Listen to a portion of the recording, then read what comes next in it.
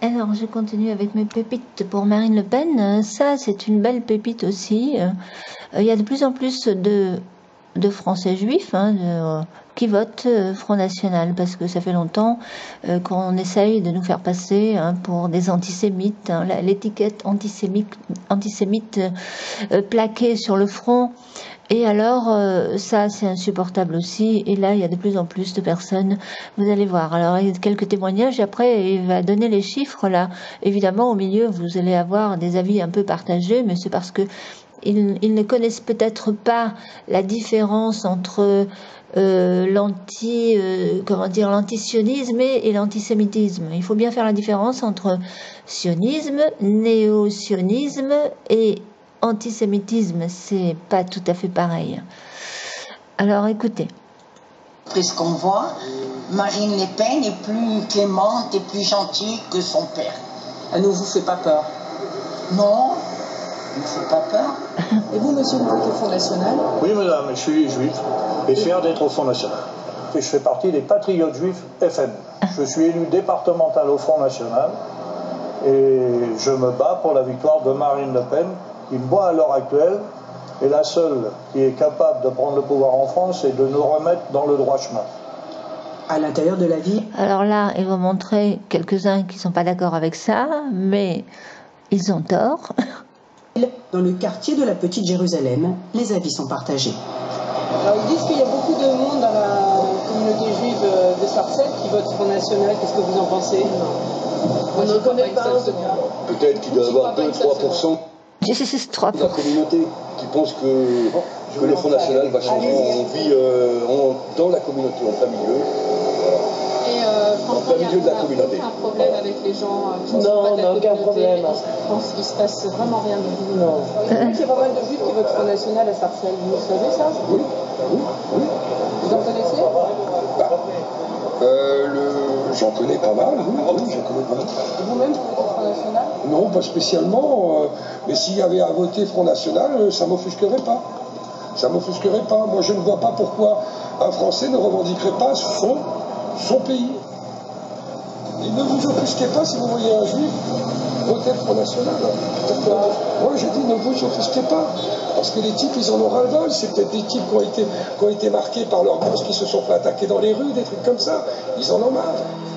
Je ne vois vraiment pas qu'est-ce que les Juifs auraient à craindre du Front National. Je ne comprends même pas.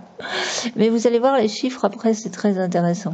Les citoyens français comme tout le monde, mais quand on est juif, peut-on voter pour un parti réputé antisémite et négationniste? Combien?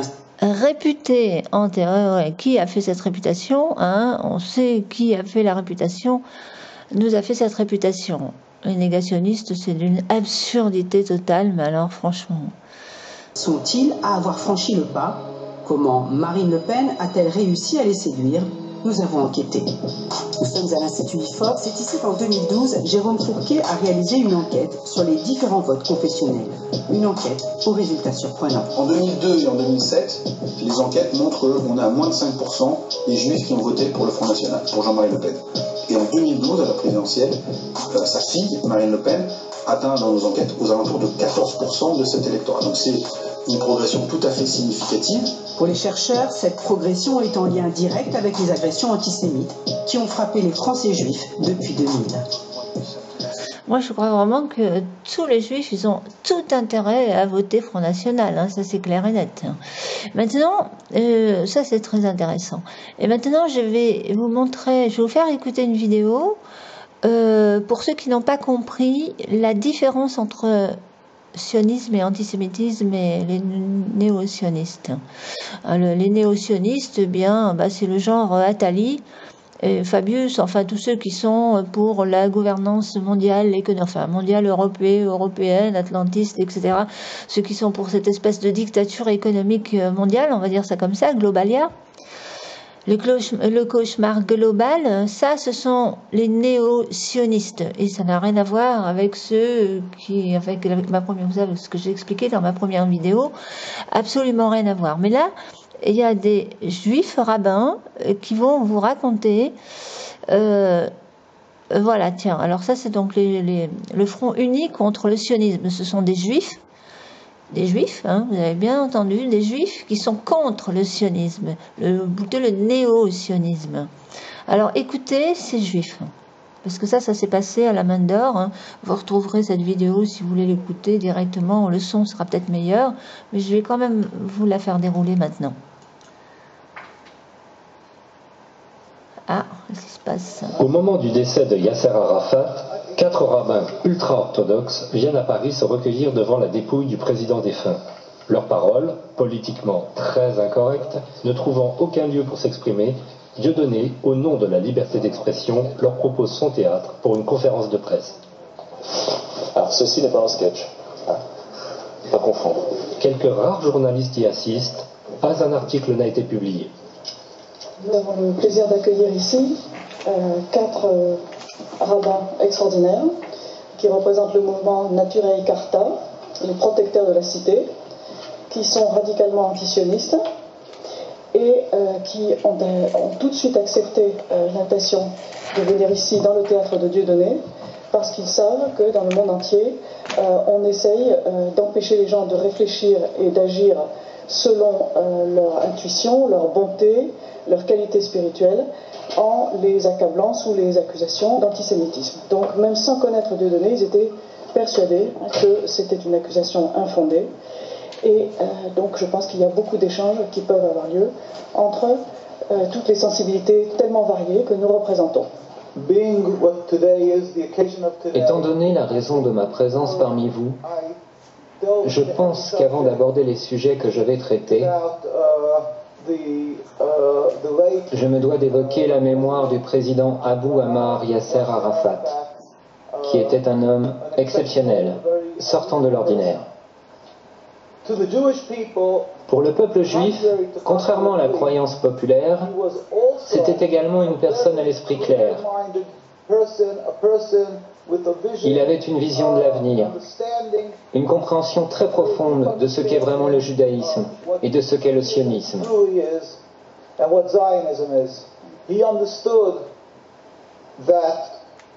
Il avait compris que le judaïsme est une sainte religion, plurimillénaire.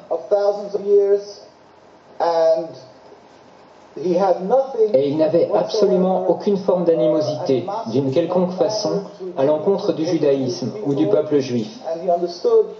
Au contraire, il savait que le sionisme est très différent. C'est ce que j'expliquerai brièvement. Les sionistes, bien entendu, le dépeignirent sous les traits d'un antisémite, comme ils le font de n'importe qui, en Europe ou ailleurs dans le monde, qui tenterait de se dresser contre l'État criminel d'Israël et contre les agissements criminels qui émanent de l'État d'Israël. Ils affirment de manière automatique que cet opposant est antisémite, afin d'étouffer son opposition en la faisant passer pour une lutte contre Dieu. Ils donnent à croire que toute personne qui s'oppose au sionisme et à Israël serait quelqu'un qui blasphémerait la Bible et nourrirait de la haine envers les Juifs. Maintenant, je vais vous expliquer brièvement ce qu'est le sionisme. Comme je vous l'ai dit, le judaïsme est une religion plurimillénaire. Elle remonte aux patriarches Abraham, Isaac et Jacob. Le sionisme est à peine centenaire, créé par Theodor Herzl et ses amis, des gens totalement athées, des gens qui étaient totalement étrangers à la religion, qui détestaient la religion. D'après la croyance juive, depuis la destruction du temple il y a près de 2000 ans, c'est-à-dire depuis l'exil du peuple juif, Dieu a fait jurer au peuple juif de ne point tenter de retourner en masse sur la terre d'Israël.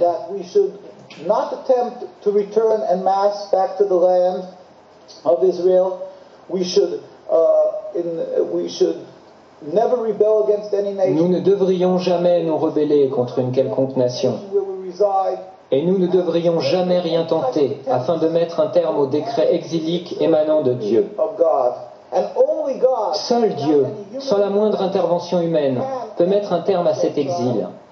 Et Dieu est très compatissant. Il regarde tous les peuples qu'il a créés, et donc le peuple juif parmi eux, dans l'exil. Et c'est quand il jugera le moment opportun qu'il mettra immédiatement un terme à l'exil. Il se produira alors une révolution métaphysique dans le monde. Le monde entier reconnaîtra qu'il n'y a qu'un seul Dieu, et il le servira, rassemblé dans l'harmonie et la paix. Nous n'utiliserons pas les armes, ni ne lancerons une offensive militaire pour convaincre les gens qu'il n'y a qu'un Dieu unique. Simplement, nous nous lèverons tous ensemble pour servir Dieu, ce à quoi un juif aspire, ce qu'il espère, ce pourquoi il prie. À l'époque, au début du sionisme, à ses prémices, les rabbins se sont insurgés unanimement. Ils protestaient, disant « C'est un blasphème, c'est de la rébellion contre Dieu. Si cette idéologie est mise en application, nous en souffrirons terriblement. » Malheureusement, les sionistes ont réussi. Tout d'abord, ils voulurent aller en Ouganda. Là-bas, il y avait des terres vierges, mais ils comprirent que la nation juive ne les suivrait pas. Aussi se jouèrent-ils et abusèrent-ils des espoirs et des aspirations que pouvait entretenir tout juif à retourner à Jérusalem, et ils leur dirent « Nous sommes en train de vivre les prémices de la rédemption. Viens, suis-nous, retournons ensemble sur la terre d'Israël. »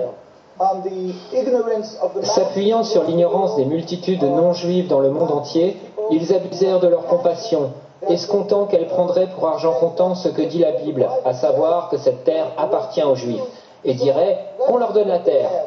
Ils ont utilisé ces sentiments afin de poursuivre leur entreprise, de marquer des points sur le terrain, dans l'objectif de s'accaparer la Palestine. La Palestine était un pays peuplé d'êtres humains, les Palestiniens, c'est-à-dire les Arabes habitant cette contrée, ainsi que des Juifs orthodoxes qui craignent Dieu. Et tous dirent comme un seul homme, « Nous ne voulons pas d'un État d'Israël, nous ne voulons pas de ça. » Et étant donné que les sionistes ont usurpé la terre, qu'ils sont allés en Palestine et qu'ils l'ont volée au peuple palestinien, ils ont soumis ce peuple par la force des armes, puis ils l'ont expulsé. C'est là une seconde grande tragédie, une transgression, une rébellion contre Dieu, un agissement criminel contre Dieu. Et tous les rabbins étaient contre ces exactions. Ils étaient ulcérés, révoltés par ce que ces juifs non religieux avaient fait. Je terminerai par ceci.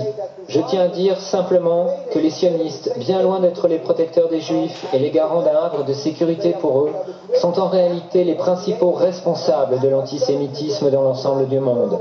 Là où l'antisémitisme n'existe pas, les sionistes le fabriquent. Ils sont les principaux responsables des dissensions et de la haine envers les juifs dans le monde entier. Nous prions. Nous demandons à tout le monde de prier pour la liberté de la Palestine et pour la venue du jour où la gloire de Dieu sera révélée au monde entier et où nous pourrons tous le servir dans la paix et l'harmonie dans un futur proche. Amen. Alors vous avez compris, c'est simple à comprendre hein, quand même. Alors ces juifs donc non religieux qui manipulent et qui sont aussi responsables des 2 dernières guerres mondiales, il faut savoir, et aussi forcément de la Shoah. Alors quand on voit ce monsieur Macron qui utilise, qui instrumentalise, encore une fois pour soi-disant faire le lien hein, avec nous, avec le Front National, avec les Patriotes, c'est carrément de la manipulation.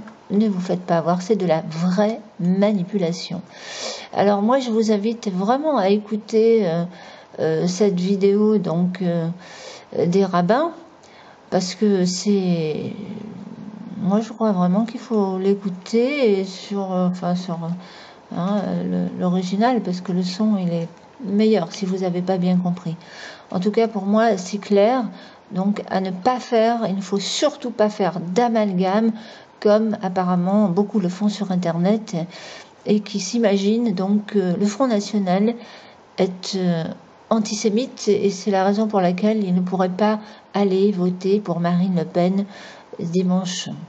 Alors, allez-y, votez pour Marine Le Pen sans vous culpabiliser. Vous savez, je suppose que vous avez compris maintenant. Merci pour l'écoute. À bientôt.